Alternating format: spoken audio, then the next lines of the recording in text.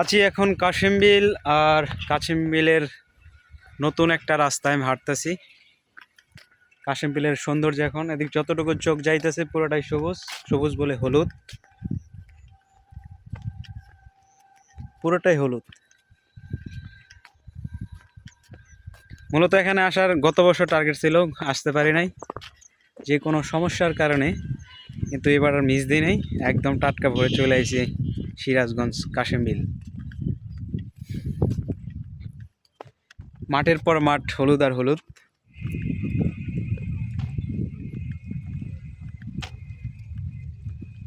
সবুজ তো দেখা যাইতেছে না, পুরোটাই হলুদ হলুদ দেখা যাইতেছে।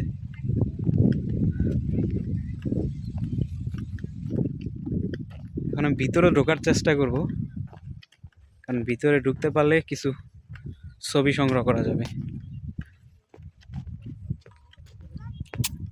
এখন বাজে হয়তো 12 থেকে 1টা। আমি এখান থেকে 2টা 2:30টার দিকে বেরিয়ে যাব।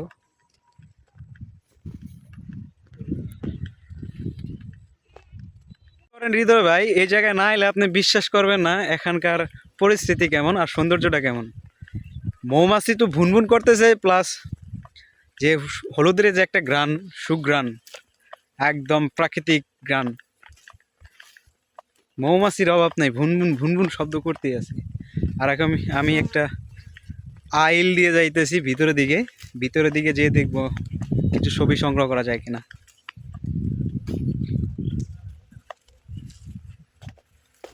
এখানে আসতে গেলে অবশ্যই ইচ্ছা শক্তির প্রয়োজন, কারণ অনেকে বলবে যে এখানে দেখার কি আছে, কিছুই নাই, সাধারণ একটা খোলামাটা মাঠ। কিন্তু এটা আমার কাছে খুবই আনন্দের, খুবই সুন্দর একটা জায়গা। বাংলার পথে পথে ঘোরার লক্ষ্যে এবার আছি আমি কাশিমবিলে। আর কাশিমবিলের সৌন্দর্য অসাধারণ আমার কাছে লাগতেছে। গ্রামের মেঠো পথ দিয়ে হাঁটতেছি আমি, একা, আমার সাথে কেউ নেই। আর এই মেঠো পথটা খুবই রোমান্টিক একটা মনে হচ্ছে। যদি আমার সাথে কেউ থাকতো অবশ্যই তাহলে মেঠো পথের সৌন্দর্য আমি ভালোভাবে তুলে ধরতে পারতাম।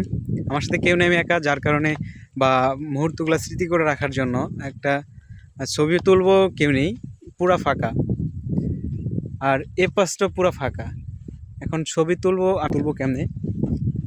তো হলুদের সৌন্দর্যের রাজ্যে আপনাকেও স্বাগতম। যদি আসতে চান, প্রথমে উল্লাপাড়া 30 টাকা নিচ্ছে সিএনজিতে। আর সিএনজি থেকে ওই উল্লাপাড়া থেকে আমি মোহনপুর আসলাম 20 টাকা।